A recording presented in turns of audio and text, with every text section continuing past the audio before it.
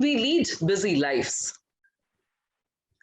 very busy lifestyles, and barely get time to sit and actually process our thoughts, which is likely a reason why mental health issues or underlying problems go unassessed.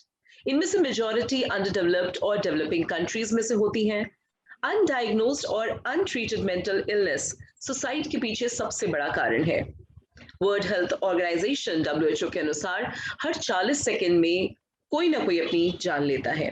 दुनिया भर में हर साल लगभग 8 लाख लोग ऐसे हैं और कुछ एस्टिमेट्स तो इस संख्या को करीब 1 मिलियन के भी पास रखते हैं। ऐसे लोग अपनी जान गंवाते हैं सुसाइड के माध्यम से।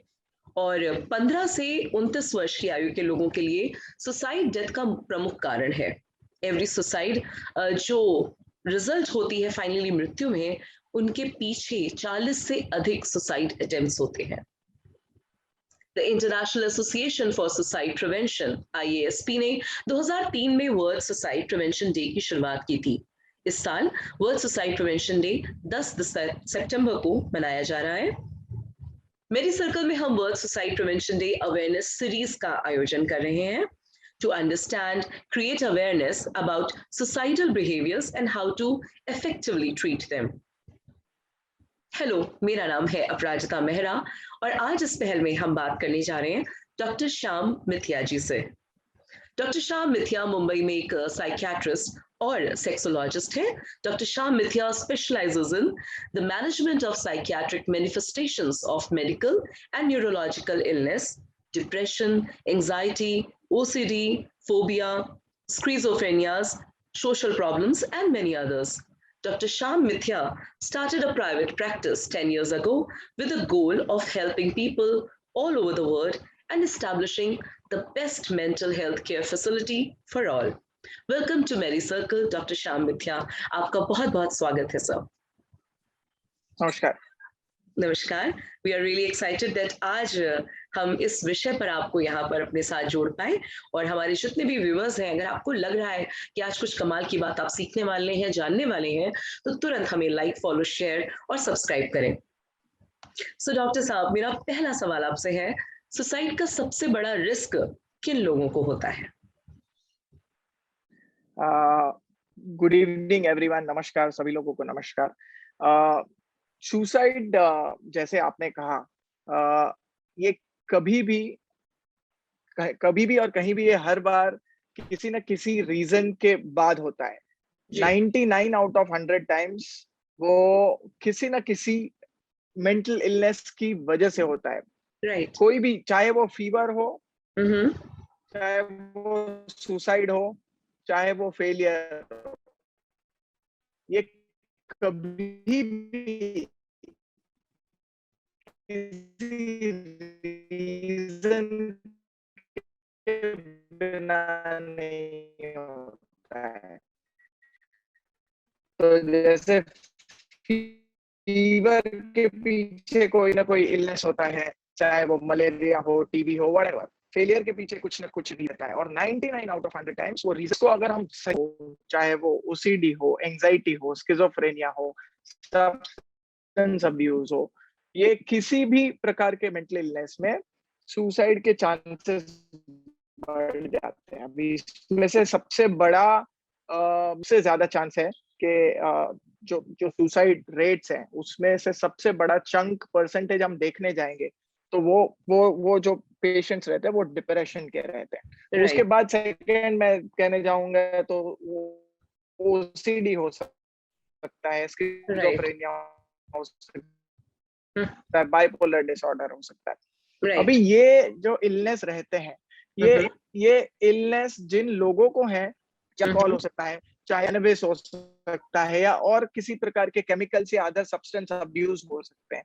क्योंकि ये लोग जब ये सिम्टम्स रहते हैं, ये सिम्टम्स को दबाने के लिए वो जब ट्रीटमेंट नहीं लेते हैं तो वो नशे का सहारा लेते हैं। जब वो नशे का सहारा लेते हैं तो 3 टाइम चांस बढ़ जाता है उनका suicide rate. Already first of all mental illness की वजह से चांस ज्यादा है उनमें, वो होगा। That goes to 3-fold higher when it is clubbed with substance abuse.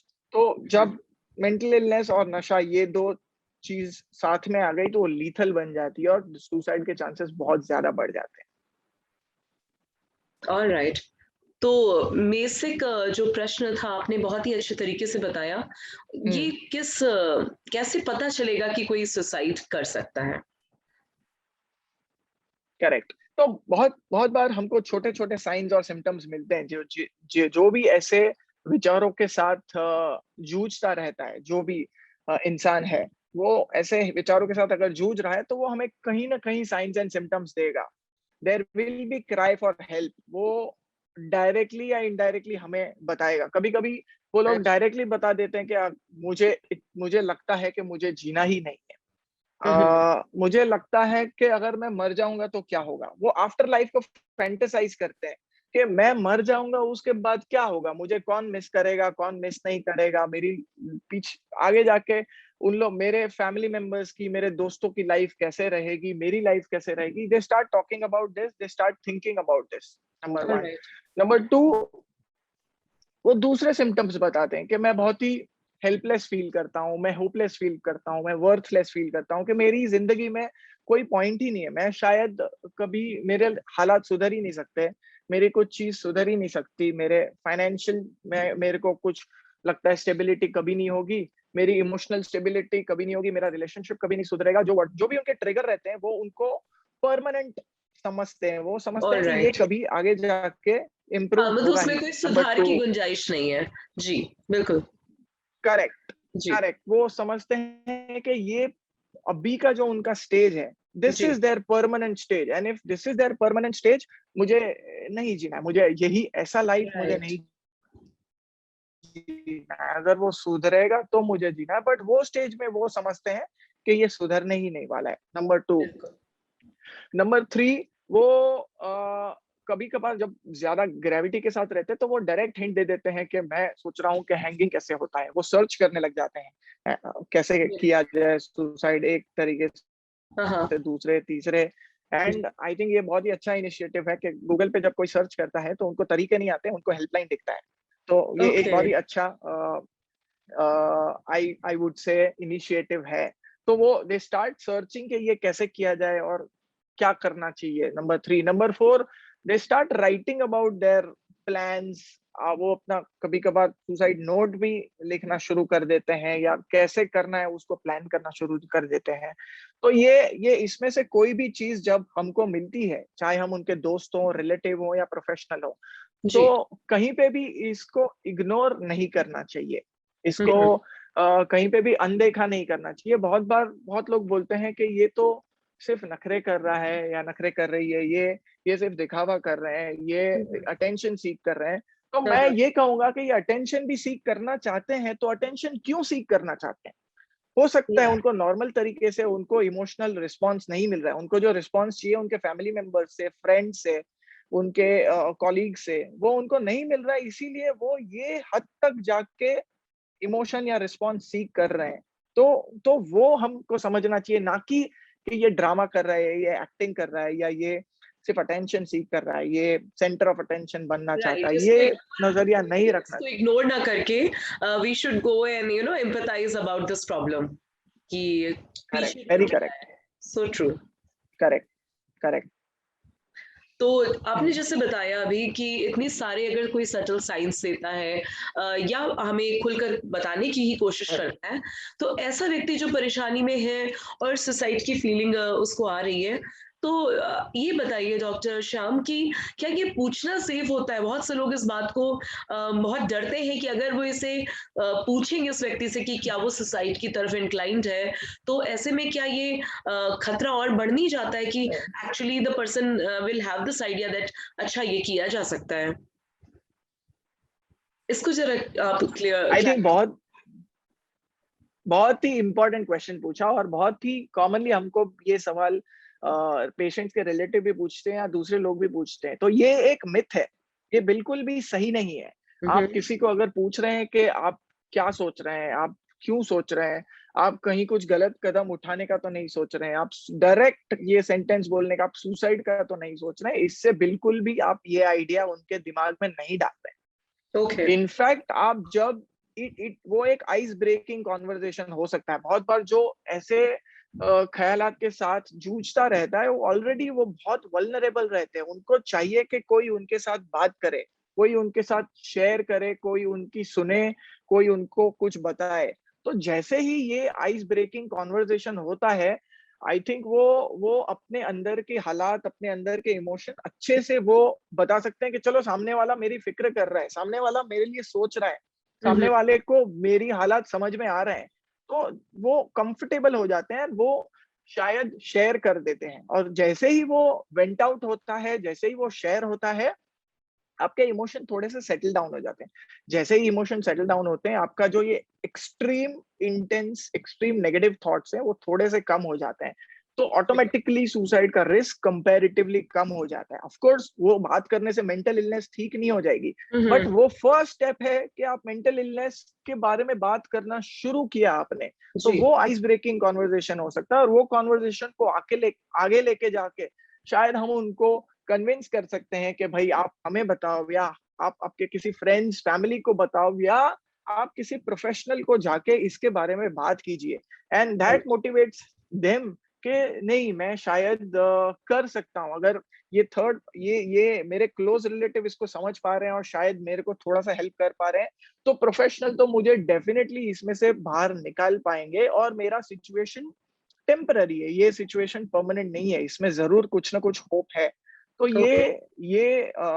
ये होता है मोस्ट ऑफ द टाइम। जब भी आप ये कॉन्वर्सेशन करो, तो वो डेफिनेटली पूछना चाहिए, बिल्कुल हिचकिचाहट नहीं होनी चाहिए। जिसको थॉट नहीं है, समझो, जो हम्म। जो सिर्फ ट्रबल्ड है, जिसको आप सुसाइड पूछ लेंगे, तो हम्म। उनके दिमाग में ये इम्प्लांट नहीं हो जाएगा। वो शायद हंसेंगे, या वो शायद बोलेंगे कि नहीं नहीं, ऐसा तो बिल्कुल कुछ नहीं है। बट ये नहीं। नहीं है कि उनके दिमाग में आपने आइडिया डाल दिया और उसके बाद वो सोचने लग जाए, बिल्कुल भी नहीं। ओके। आपने बहुत ही अच्छे तरीके से ये बताया है मुझे। पर मैंने देखा है कि हमारा इंटरव्यू अभी तक इस बात पे केंद्रित है कि हम किसी की मदद करने जा रहे हैं। मान लीजिए हमारे इस वक्त दर्शकों में कोई ऐसा व्यक्ति है जो एक्चुअली इस राह पे चल चुका है, सोच रहा है इस विषय में, और ऐसे में अगर उसके पास कोई मदद नहीं है या कोई परिवार का सदस्य उसको हेल्प नहीं कर रहा है, लेकिन मतलब ही is on the threshold where उसकी सेनिटी इतनी अभी बची हुई है कि उसे ये समझ में आ रहा है कि वो जो सोच रहा है इज नॉट गुड और इसको ठीक करना चाहिए। ऐसे व्यक्ति को क्या स्टेप्स उठाने चाहिए? मतलब उसे किससे अप्रोच करना चाहिए अगर वो स्वयं अकेला है और इससे उभरना चाहता है? तो व्हाट दैट पर्सन, करेक्ट, इसके बारे में बताएं। करेक्ट। इसको मैं दो दो दो हिस्सों में डिवाइड कर दूंगा। पहले मैं ये हिस्से को आंसर करता हूँ कि समझो कोई अकेला है और वो ऐसे थॉट्स के साथ जूझ रहा है। तो आप, जैसे मैंने कहा, आप अगर सर्च भी करेंगे तो गवर्नमेंट की तरफ से ये गाइडलाइंस है, और फर्स्ट लाइन आपको ये हेल्पलाइन ही आएगी। तो ऐसे समय पे आप जरूर और जरूर किसी ना किसी प्रोफेशनल को कांटेक्ट कीजिए। अभी कोविड में तो ये भी सहूलियत हो गई है कि आप ऑनलाइन भी किसी को कांटेक्ट कर सकते हैं, फोन के थ्रू कांटेक्ट कर सकते हैं, वीडियो के थ्रू। चाहे वो काउंसलर हैं, साइकोलॉजिस्ट हैं, साइकियाट्रिस्ट हैं, ये सारे ही मेंटल हेल्थ प्रोफेशनल्स को आप डेफिनेटली कांटेक्ट कर सकते हैं।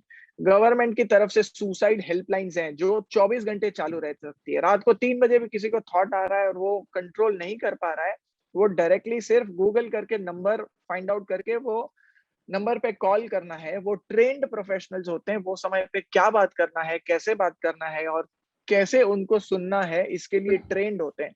तो जब भी अगर आप डायरेक्टली किसी मेंटल हेल्थ प्रोफेशनल्स के पास नहीं जा पा रहे, या वो नहीं सोच रहे हैं, तो हाँ, एटलीस्ट हाँ।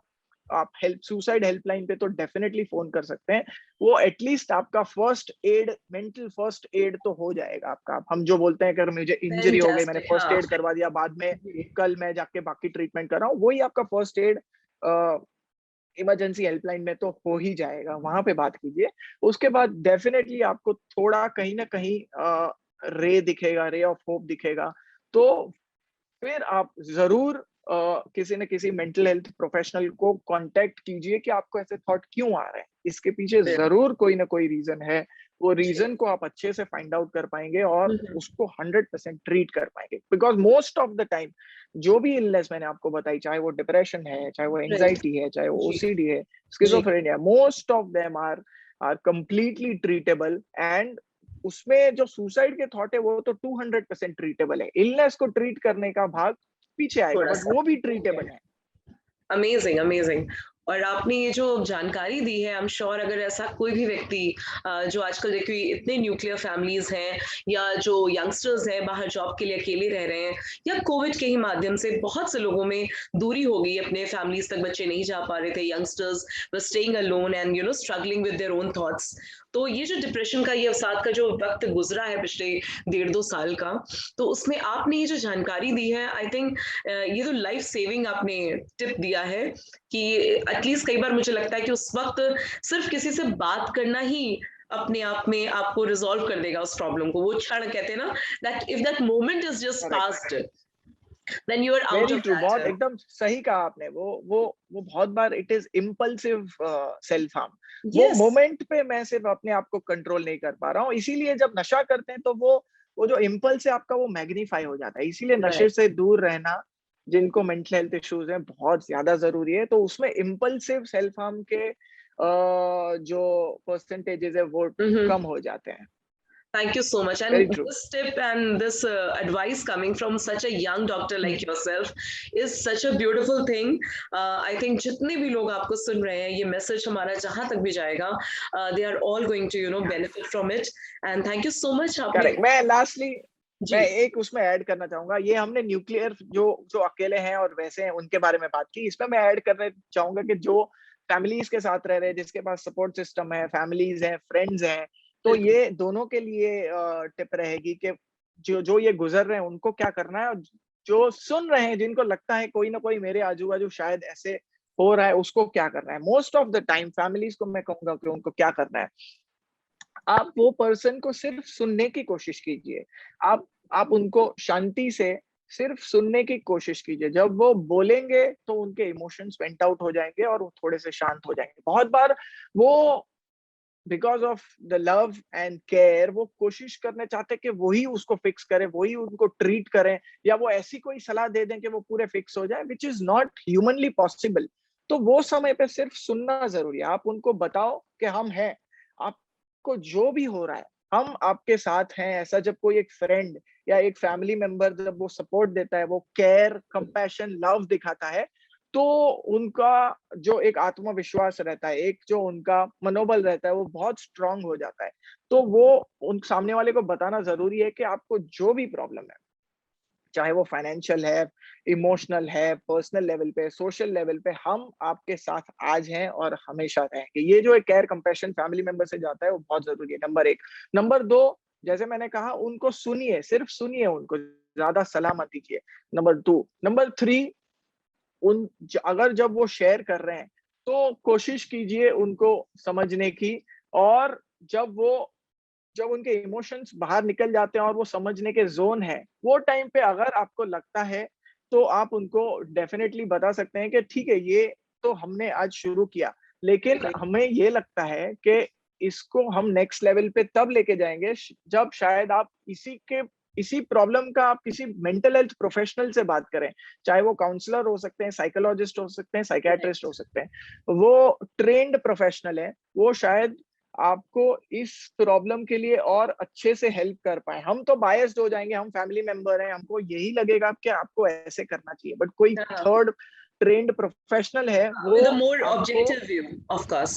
करेक्ट ऑब्जेक्टिव व्यू के साथ, अच्छे से एम्पैथाइज करके साथ वो आपका रिजॉल्व कर पाएगा। तो वो बहुत एक इम्पोर्टेंट की है ऐसे में ट्रेन्ड प्रोफेशनल को कांटेक्ट करना, और एंड वो बहुत बार गेम चेंजिंग रहता है, बहुत ड्रास्टिक इम्प्रूवमेंट आ जाता है जब हम वो करते हैं तो।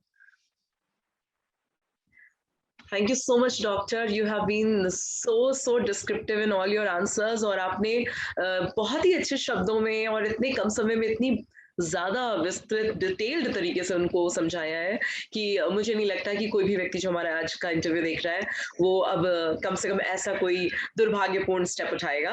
सो I am sure this is definitely going to help people. और thank you so much for coming on our show and your all the insights and your time, which is so valuable for all of us. And thank you so much. It was really a pleasure having you on this show. Thank you so much. Thank you so much for having me. Namaskar, thank you.